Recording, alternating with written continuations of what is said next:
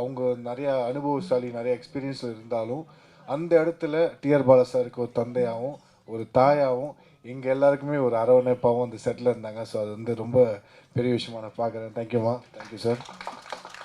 ஒத்த தாமரன் சாங் இன்னும் 2 3 ப்ராஜெக்ட்ஸ் வந்து ஒன்றா ஒர்க் பண்ணோம். இந்த குட்டிமா சாங்லேயும் வந்து குட்டிமா சாங் பண்ணுறப்ப இன்னொரு சாங் வந்து கீழே 2 ஃப்ளோரில், ஃபர்ஸ்ட் ஃப்ளோரில் குட்டிமா சாங் ஷூட் பண்ணுறாங்க, செகண்ட் ஃப்ளோரில் வேற ஒரு பாட்டு ஷூட் பண்ணுறாங்க. இந்த மாதிரி 2 சாங்க்கு ஷூட் பண்ணுறப்போ மாஸ்டர் அங்கேயும் கொரியர் பண்ணுறாரு, இங்கேயும் கொரியர் பண்ணுறாரு. ஒரே நல்ல ஹெக்டிக்காக இருக்குது. ஆரம்பத்தில் சென்னை வந்ததுலேருந்து இப்போ வரைக்குமே ஐ திங்க் ஒரு 7 வருஷம் ஆச்சு. நான் அந்த ஷோ முடிச்சு இப்போ 7 வருஷம் ஆச்சு. நான் இடையில வந்து சின்ன கேப் இருந்துச்சு. நேற்று ஒரு இன்டர்வியூவில் கேட்டாங்க, என்னாச்சு உங்களுக்கு ஒரு சின்ன கேப் இருந்துச்சு அப்படின்னு. ஸோ அதுக்கு நான் வந்து என்ன பதில் சொன்னேன்னா, பாலா சார் பற்றி சொல்லி ஆகணும். ஒரு ஒரு என்ன சொல்லுவாங்க, ஃபர்ஸ்ட் டைம் டைரக்டர் மாதிரி இல்லாமல் அவர் வந்து ரொம்ப ஒரு அனுபவசாலியான டைரக்டர் மாதிரி தான் இருந்தார். ஆக்சுவலி நானும் கூட இது வரைக்கும் எனக்கு தோணவே இல்லை அவர் ஃபர்ஸ்ட் டைரக்டர், டெபியூ டைரக்டர்னு. ஏன்னா ஒத்த தாமரை சாங்கில் நாங்கள் ஒர்க் பண்ணுறப்போ அவ்வளோ ஒரு கம்ஃபர்ட்டு, அவ்வளோ ஒரு அண்டர்ஸ்டாண்டிங். அவர் என்ன நினைக்கிறாரோ எனக்கு ஒரு விஷயம் புரியும், நான் என்ன நினைக்கிறேனோ அவருக்கு அப்படியே சிங்கில் புரிஞ்சிடும். நாங்கள் பேசிக்க மாட்டோம், ஆனால் அது சிங்கில் புரிஞ்சிடும். அந்த மாதிரி ஒரு திறமைசாலியான ஒரு டைரக்டர். அதனால என்னமோ நாங்கள் ஜின் படம் ஒர்க் பண்ணுறப்போ வந்து அவர் ஃபர்ஸ்ட் படம் பண்ணுறாரு அப்படின்ற மாதிரி ஃபீல் பண்ண வேண்டிய இப்போ வரைக்குமே இங்கே மேடையில் சொல்கிற வரைக்கும் தான் ஃபீல் பண்ணி, ஆமாம் டெபியூ டைரெக்ஷன் பண்ணுறாருல அப்படின்ற மாதிரி. பட் டெபியூ டைரெக்ஷன் மாதிரி இருக்காது இந்த படம். அவ்வளோ நுணுக்கமாகவும் சரி, அவ்வளோ ஒரு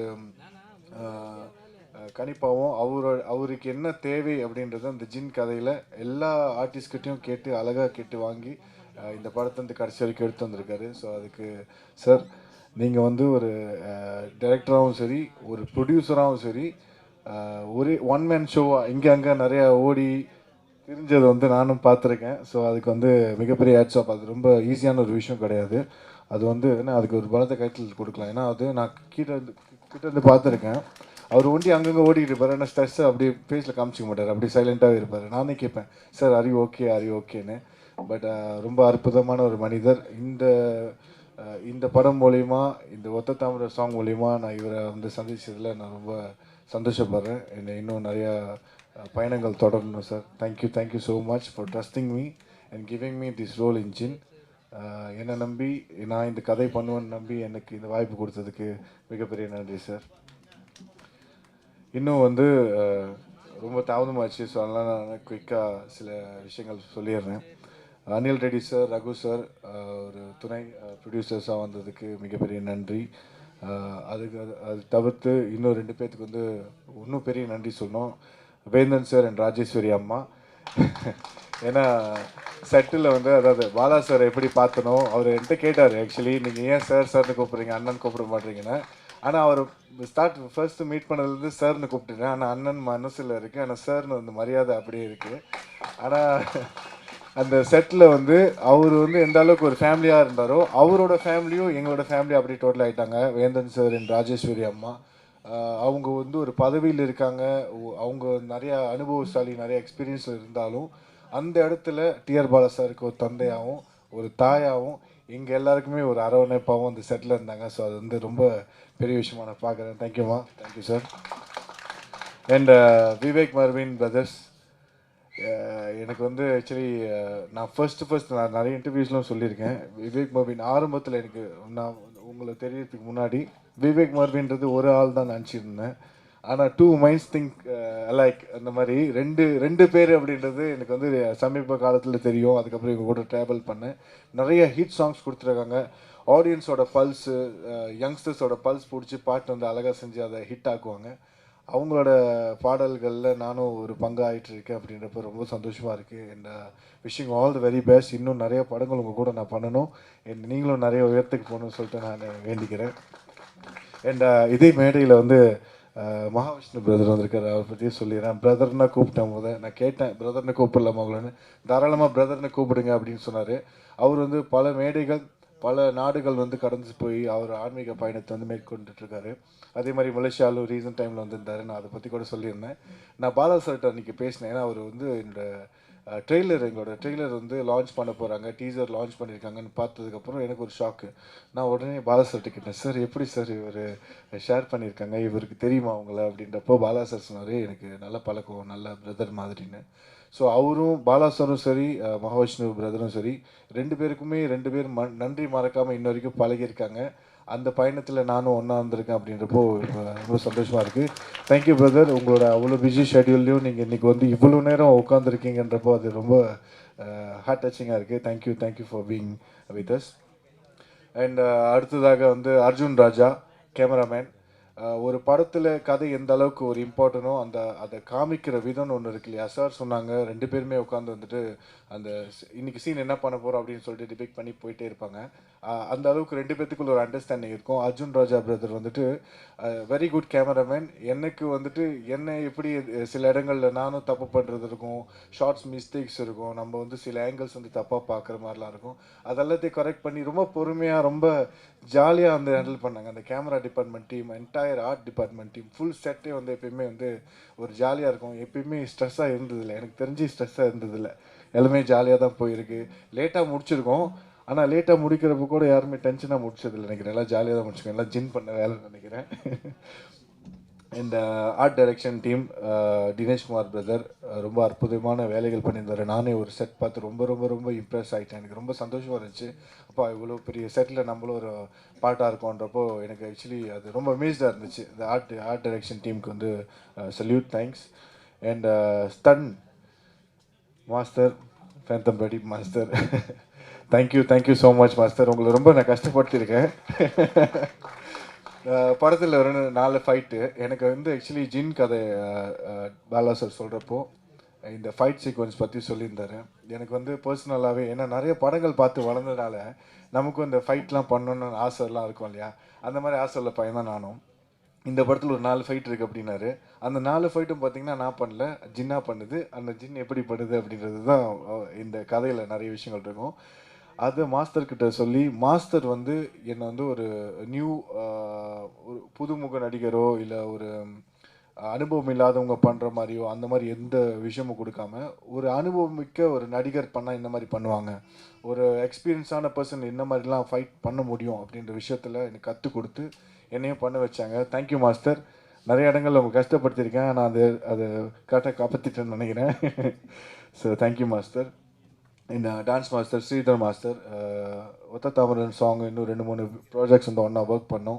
இந்த குட்டிமா சாங்லேயும் வந்து குட்டிமா சாங் பண்ணுறப்ப இன்னொரு சாங் வந்து கீழே 2 ஃப்ளோரில், ஃபர்ஸ்ட் ஃப்ளோரில் குட்டிமா சாங் ஷூட் பண்ணுறாங்க, செகண்ட் ஃப்ளோரில் வேற ஒரு பாட்டு ஷூட் பண்ணுறாங்க. இந்த மாதிரி 2 சாங்க்கு ஷூட் பண்ணுறப்போ மாஸ்டர் அங்கேயும் கொரியோ பண்ணுறாரு, இங்கேயும் கொரியோ பண்ணுறாரு. ஒரே நல்ல ஹெக்டிக்காக இருக்குது. ஆனால் எந்த ஸ்ட்ரெஸ்ஸும் இல்லாமல் வெதரும் எங்களுக்கு சப்போர்ட் பண்ணிச்சு, எல்லாருமே எங்களுக்கு சப்போர்ட் பண்ணாங்க. நிறைய சில ஹிக்கப்ஸ் வந்திருந்தாலும் அதெல்லாம் ரெக்டிஃபை பண்ணி பாலா சார் சரி, ஸ்ரீதர் மாஸ்டர் சரி அவ்வளோ அழகாக முடிச்சு கொடுத்தாங்க. So thank you master. And AD team did the best work. Of course ADs இல்லாமல் வந்து சில ப்ராஜெக்ட்ஸ் வந்து எப்பயுமே வந்து பக்கபலமாக இருக்கணும் இல்லையா. அந்த டீம் வந்து எப்பயுமே ரொம்ப சப்போர்ட்டிவாக இருந்தாங்க. எப்பயும் பார்த்துருப்பீங்க, அங்கங்கே ஓடி ஓடி பட்டு வேலை செஞ்சாங்க. இப்போ வரைக்கும் நல்ல மரியாதையான பசங்க. அவங்களும் ஒரு பெரிய உயரத்துக்கு போகணும்னு சொல்லிட்டு நான் வந்து வேண்டிக்கிறேன். இந்த காஸ்டியூம் டிபார்ட்மெண்ட் அது வேலையில் நன்றி. ப்ரொமோ டீம், இது வரைக்கும் நிறைய ப்ரொமோ டீம்ஸ் ப்ரொமோ கார்ட்ஸ்லாம் பண்ணியிருக்கீங்க, உங்களுக்கும் நன்றி. எடிட்டர் தீபக் பிரதர், அவங்களுக்கும் ரொம்ப ரொம்ப நன்றி. ஒரு படத்தோட வந்து எடிட்டிங் ரொம்ப முக்கியம், அதுதான் வந்து ஆடியன்ஸ் என்கேஜிங்காக வச்சுக்கிறதுக்கு நிறைய காரணம் இருக்கும். So thank you so much. இப்போது நான் காஸ்ட்டுக்கு வந்துடுறேன். அப்படி ஒருவேளை ஏதாச்சும் டெக்னிக்கல் டீமில் ஏதாவது விட்டுப்பட்டு இருந்துச்சுன்னா மன்னிச்சிடுங்க, என்ன பட்டுன்னு போகிறனால. Cost Imman Annachi, first Imman Annachi, வடிவர்சி ma'am, Radha Ravi sir, நிழல்கள் ரவி சார், பால சரவணன் பிரதர், ரித்விக், இவங்க எல்லாமே நம்ம வந்துட்டு சில பேர் வந்துட்டு போயிட்டாங்க, சில பேர் இன்னும் வரல. ஆனால் இன்றைக்கி மேடையில் இருக்கிறவங்க பற்றி இவங்களை பற்றி கொஞ்சம் சொல்லணும்னு ஆசைப்பட்றேன். ஃபர்ஸ்ட் வந்து இமான் அண்ணாச்சி வந்துட்டு நான் ஃபர்ஸ்ட் டைம் பார்க்குறப்ப நானே கொஞ்சம் இதாகிட்டேன் ஆக்சுவலி. இமான் அண்ணாச்சி, வடிவகாசி மேம்லாம் பார்க்குறப்போ இவங்களாம் ரொம்ப எக்ஸ்பீரியன்ஸான ஆக்டர், நம்மளை எப்படி வெல்கம் பண்ணுவாங்க. எனக்கு வந்து ஃபாதர் கேரக்டர் பண்ணார் இமான் அண்ணாச்சி சார். ஸோ நான் ஃபஸ்ட்டு டே போய் பார்க்குறப்ப அவர் ரொம்ப ஜோவியலாக ரொம்ப ஜாலியாக, வாங்க தம்பி எப்படி இருக்கீங்க, சாப்பிட்டீங்களா அப்படின்னு சொல்லிட்டு அவர் வீட்டில் இருந்த அந்த கறி குழம்பு, மீன் குழம்பு எல்லாம் கொடுத்து அந்த அளவுக்கு ரொம்ப ஜாலியாக பேசினார். அதே மாதிரி செட்லேயும் பார்த்தீங்கன்னா ரொம்ப எக்ஸ்பீரியன்டான ஆக்டர்ஸ் எல்லாருமே இருந்தாலும் எனக்கு வந்து நல்ல ஒரு இடம் கொடுத்து நமக்கும் பெர்ஃபார்ம் பண்ணுறதுக்கு ஒரு ஸ்கோப் கொடுத்து பண்ணியிருந்தாங்க. அந்த வகையில் வினோதினி அக்கா என்ன ஜார்ஜ் விஜய் அண்ணா ஆல்சோ, ஏன்னா இவங்க எல்லாமே வந்துட்டு எனக்கு வந்து வினோதினி அக்கா வந்து அக்கா கேரக்டர் பண்ணாங்க. ரொம்ப ஜாலியான ஒரு ஆக்டர்ஸ். அவங்க நிறைய படங்களில் நான் பார்த்துருக்குறேன். ஆனால் என்கிட்ட நேரடியாக பார்க்குறப்ப அவ்வளோ ஹம்பலாக ரொம்ப ஒரு கேஷுவலான ஒரு நடிப்பு. சொந்த தம்பி மாதிரி தான் ட்ரீட் பண்ணாங்க. தேங்க்யூ அக்கா. It's very comfortable working with you on set. And George Vijay Anna thank you. எனக்கு வந்து மாமா கேரக்டர் பண்ணியிருந்தார். நான் உண்மையிலே ஒரு மாமாவா தான் ட்ரீட் பண்ண அவர் என்னை அப்படி தான் பார்த்தாரு. ஸோ ரித்விக்னு ஒரு சின்ன பையன் இருந்தார், அவரும் நல்ல ஒரு கேரக்டர் பண்ணியிருந்தார். And Bala Saravanan brother full comedy டைமிங்கில் வந்து பட்டுன்னு காமெடி அடிச்சுட்டே இருப்பார். ஆக்சுவலி ஃபுல் செட் வந்து எங்களுக்கு செட்டில் எப்படி இருக்கும்னா கட் சொல்லிடுவார் பாலா சார். கட் சொன்னதுக்கப்புறமா ஆக்ஷன் போயிட்டே இருக்கும். ஏதாச்சும் ஒரு காமெடி சீக்வன்ஸ் வந்துட்டு இருக்கும், எல்லாம் சிரிச்சிட்டு இருப்பாங்க. அந்த ஷூட் போனோன்னா ஐயோ ஷூட் முடிஞ்சிச்சா அப்படின்னு தான் ஃபீலாக இருக்கும், தவிர ஷூட் ஏன்டா முடிஞ்சிச்சுன்னு ஃபீல் இருக்காது. ஸோ அந்த அளவுக்கு ரொம்ப நல்லா இருந்துச்சு. அந்த வகையில் Bhavya very talented rising star, மக்களுக்கு நிறைய இளைஞர்களுக்கு பிடிச்ச ஒரு நடிகையும் கூட. நல்ல பண்பும் நல்ல மரியாதையும் நல்ல குணமும் உள்ள ஒரு பெண்மணி நான் பார்த்ததில்ல. So thank you Bhavya. ஆக்சுவலி அவங்களோட அந்த அந்த ஹம்பிள்னஸ், அந்த ஒரு குணம் மரியாதை இருக்கு இல்லையா, நம்ம மேடை நாகரிகம் அந்த மாதிரி ஒரு மனிதர்கள்ட்ட பழகிறதுக்கு ஒரு நாகரிகம் இருக்கும். எப்படி நம்ம பேசணும், எப்படி நம்ம கிவ் ரெஸ்பெக்ட் டேக் ரெஸ்பெக்ட், அந்த மாதிரி ஒரு விஷயம் அது அவங்கள்ட்ட ரொம்ப நிறையவே இருக்குது. ரொம்ப ஒரு லைட் வெயிட்டாக இருப்பாங்க. ஸோ அதனால் வந்து அவங்க பெரிய பெரிய உயரத்துக்கு போகணும்னு சொல்லிட்டு நான் வேண்டிக்கிறேன். Bhavya, all the very best. Very happy to work with you.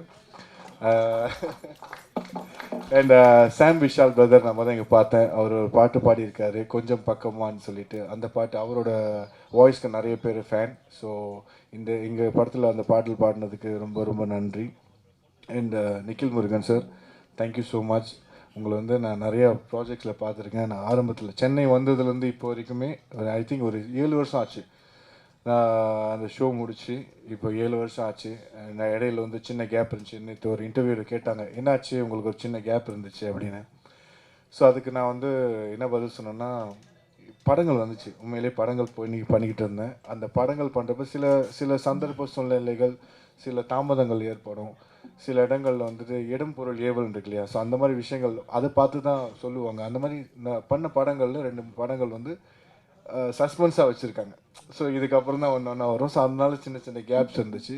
அப்பயும் வந்து நிறைய பேர் வந்து மக்களோட ஆதரவு இருந்துக்கிட்டே இருக்குது. எப்போல்லாம் நான் சென்னை வரணும், அப்பப்போல்லாம் ஏதாவது ப்ராஜெக்ட் இருக்கப்போ நீங்கள் வந்து அங்கே இருந்திருக்கீங்க, நல்லா சப்போர்ட் பண்ணி கொடுத்துருக்கீங்க. எந்த ஒரு ஈகோவும் இல்லாமல் நான் பார்த்ததில்ல, எந்த ஒரு ஈகோவும் இல்லை. ரொம்ப கேஷுவலாக ரொம்ப ஜாலியாக பழகிற ஒரு ஆள்.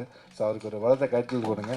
நம்ம எல்லாத்தையும் ஒன்று சேர்த்ததும் அவர் தான், இது வரைக்கும் வச்சுருக்கிறதும் அவர் தான். So thank you sir, thank you. Very happy and pleasure to work with you. And boys உங்கள் எல்லாருக்குமே தேங்க்ஸ். ஏதாச்சும் விட்டு போட்டுச்சுன்னா தேங்க்ஸ். எல்லாத்தையும் சொல்லிட்டோன்னா okay. Last but not least, the man of the show நினைக்கிறேன் ஜின்னு.